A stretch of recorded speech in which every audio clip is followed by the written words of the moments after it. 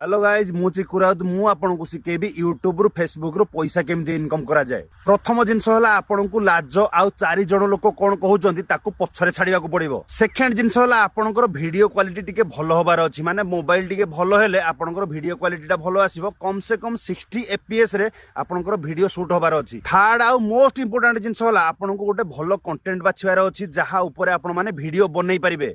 केबे हेले भी को क्रिएटर को कॉपी करिया पई चेष्टा करंतु नाही। कॉपी करिकिन आपण माने किछि फॉलोअर्स तो पाई जिवे, तापर पैसा इनकम करि परिबे नाही। आउ कहा कथा कहबिनी मु मो कथा कहू जे मु जतबळे वीडियो बनेबा आरंभ कर देली सेतबळे अनुकूल 3 जण पॉपुलर क्रिएटर थिले। गोटे हला आम घर टोका, गोटे हला सिपु आउ गोटे हला वर्षा साहू।